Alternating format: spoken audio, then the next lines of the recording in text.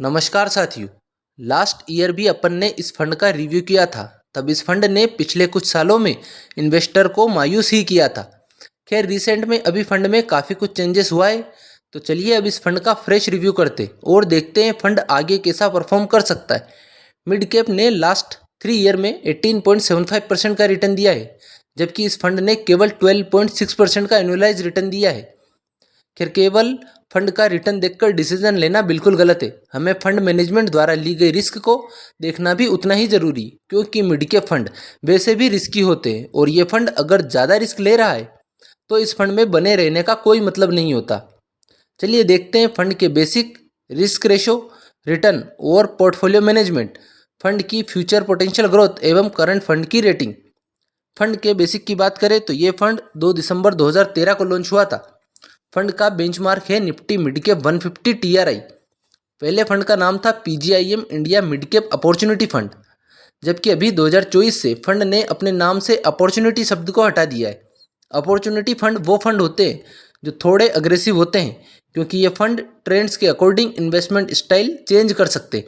अब ये fund proper mid cap में डिसिप्लिन और स्ट्रक्चरल अप्रोच अपना रहा है। इसका इस फंड पर क्या इम्पैक्ट हुआ है ये भी अपन देखेंगे। अभी फंड को मैनेज कर रहे हैं विवेक शर्मा, जो कि 2024 से इस फंड से जुड़े हुए। पहले आईसीआई सिक्योरिटीज़ और जेपी मॉर्गन सर्विसेज में भी वर्क कर चुके। वहीं सेकंड फंड मैनेजर है पुनीत पाल, जो 2022 से ही इस फंड से जुड़े हुए और पहले यूटीआई एएमसी और टाटा एएमसी में as a fund manager work कर चुके। मतलब फंड मैनेजर में ऐसा कोई एक्सपीरियंस रिगार्डिंग इशू नहीं है। यह फंड ग्रोथ इन्वेस्टिंग अप्रोच को फॉलो करता है। फंड का एक्सपेंस रेशो 0.56% है, जबकि कैटेगरी एवरेज एक्सपेंस रेशो 0.73% है। मतलब ये फंड कम चार्जेस ले रहा है, जो कि इस फंड के लिए पॉजिटिव पॉइंट है। एग्जिट लोड 0.5% है अगर पैसा 90 डेज में रिडीम करते हैं तो, अदरवाइज नील एग्जिट लोड है। वहीं फंड के एसआईपी रिटर्न को देखें तो 10,000 की मंथली एसआईपी पिछले 10 साल पहले इस फंड में शुरू की होती तो आप इन्वेस्ट कर चुके होते 12 लाख रुपए, जो 18.01% एनुअल रिटर्न के साथ बढ़कर होते 30.92 लाख रुपए। वहीं लमसम की बात की जाए तो 1 लाख रुपए 10 साल पहले इन्वेस्ट किए होते तो आज 16.98% रिटर्न के साथ बढ़कर होते 4.80 लाख रुपए। रिटर्न को देखें तो एसआईपी और लमसम दोनों ही केस में ठीक ही है, परंतु इस रिटर्न को अपन बेंचमार्क एवं कैटेगरी एवरेज के साथ कंपेयर करके देखते ताकि फंड का सही रिव्यू किया जा सके। इस फंड का past 1 year return 0.41%, 3 year return 12.6%, 5 year return 13.05% एवं पास्ट 10 ईयर रिटर्न 17.07% रहा है। जबकि mid cap category average 1 year return 6.3%, past 3 year return 18.75%, past 5 year return 16.52%, जबकि पास्ट 10 ईयर रिटर्न 16.05% रहा है। वहीं Nifty mid cap 150 TRI index का past 1 year return 5.04%, past 3 year return 19.47%, past 5 year return 17.76% एवं past 10 year return 18.15% रहा है। मतलब इस फंड ने पास्ट 1, 3 एवं 5 ईयर में कैटेगरी एवरेज और अपने इंडेक्स से भी कम रिटर्न दिया है, जबकि पास्ट 10 ईयर में कैटेगरी एवरेज से तो ज़्यादा पर इंडेक्स से कम रिटर्न दिया है। मतलब ये फंड इंडेक्स को पिछले 1, 3 और 5 एवं 10 साल में कभी भी बीट नहीं कर पाया है। तो फिर इतना एक्सपेंस रेशो या कमीशन क्यों दे इस फंड को खरीदने में? क्यों ना सीधे इंडेक्स में ही इन्वेस्ट कर दिया जाए। रिटर्न रैंकिंग को देखें तो इस फंड की past 1 year rank 28 out of 30, past 3 year rank 28 out of 29, past 5 year rank 24 out of 25 एवं past 10 year rank 13 out of 20 रही है, यानी कंसिस्टेंटली बिलो एवरेज रिटर्न। यहाँ से एक बात तो क्लियर है, फंड लगातार कम रिटर्न दे रहा है। यही कारण है फंड का AUM 10,980 करोड़ है, जो कि 2 साल पहले भी लगभग इतना ही था। जबकि पिछले 2 सालों से दूसरे मिड कैप फंड का AUM काफ़ी तेज़ी से बढ़ा है।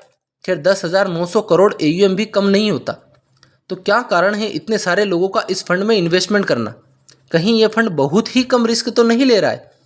ये देखते हैं फंड के रिस्क रेशियोज में। पहला रिस्क रेशियो है अल्फ़ा एवं बीटा। फंड का अल्फ़ा है -3.89, वहीं कैटेगरी एवरेज अल्फ़ा है 5.96। अल्फ़ा हमें बताता है फंड ने बेंचमार्क की तुलना में कितना ज़्यादा रिटर्न दिया है। ज़्यादा अल्फ़ा होना अच्छा साइन होता है, मतलब ये फंड अल्फ़ा के केस में बहुत ही ज़्यादा अंडर परफॉर्म कर रहा है, क्योंकि इसका अल्फ़ा कैटेगरी एवरेज अल्फ़ा से बहुत ही कम है। नेक्स्ट बीटा को देखें तो इस फंड का बीटा है 0.84, जबकि कैटेगरी एवरेज बीटा है 0.95। बीटा कम है यानी फंड कम वोलेटाइल है, यानी फंड कम रिस्की है कैटेगरी एवरेज के कंपैरिजन में, और यही कारण है फंड के कम रिटर्न का। खैर बीटा कम जरूर है, पर उतना भी कम नहीं है कि इसके इतने कम रिटर्न को जस्टिफाई किया जा सके। इसका रिस्क जस्टिफिकेशन देखते हैं शार्प रेशो में। इस फंड का शार्प है 0.44, जबकि कैटेगरी एवरेज शार्प है 0.72। शार्प रेशो हमें बताता है फंड ने कितना ज़्यादा रिस्क लिया है अच्छे रिटर्न को जनरेट करने में। इसलिए शार्प जितना ज़्यादा हो उतना ही अच्छा है, यानी फंड ने जितनी ज़्यादा रिस्क ली है उसके हिसाब से कम रिटर्न जनरेट करके दिया है। टॉप सेक्टर जिसमें फंड ने पैसा इन्वेस्ट किया है वो है फाइनेंशियल सेक्टर 24.36% एवं इंडस्ट्रीज सेक्टर में 19.33%, जबकि कंज्यूमर गुड्स में 14.32% पैसा इन्वेस्ट किया है। असेट एलोकेशन को देखें तो इक्विटी में 94.66%, जबकि कैश में 5.13% पैसा रखा है। कैश रिजर्व डाउन मार्केट में अच्छे स्टॉक्स को खरीदने में हेल्प करता है। वहीं मार्केट कैप को देखें तो लार्ज कैप में 20% एवं मिड कैप में लगभग 66% पैसा इन्वेस्ट किया है। लार्ज कैप में हाई एक्सपोजर फंड की स्टेबिलिटी को बढ़ाता है, बट सेम टाइम पर रिटर्न को भी कम कर देता है। अब एक इंटरेस्टिंग फैक्ट इस फंड का देखें तो जब कोविड के बाद मार्केट में रिकवरी आई, यानी 2020 में फंड ने 51.13% का रिटर्न दिया, जबकि 2020 में कैटेगरी एवरेज रिटर्न 23.92% ही रहा था, और यह फंड 1 आउट ऑफ 23 रैंक पर रहा था।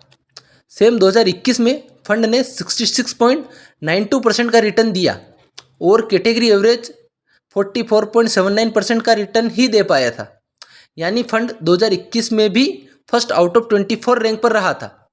और यही वो समय था जब इस फंड का AUM काफ़ी तेज़ी से ग्रो किया था। खैर 2020-21 में फंड का AUM काफ़ी कम था, इस वजह से भी अच्छा रिटर्न ये फंड जनरेट कर पाया था। अब इस फंड की करंट रेटिंग को देखें तो क्रिसिल रेटिंग एजेंसी ने इस फंड को 2 स्टार रेटिंग दी है आउट ऑफ 5 स्टार रेटिंग। वहीं मॉर्निंग स्टार रेटिंग एजेंसी ने भी इस फंड को 2 स्टार रेटिंग ही दी है आउट ऑफ 5 स्टार रेटिंग।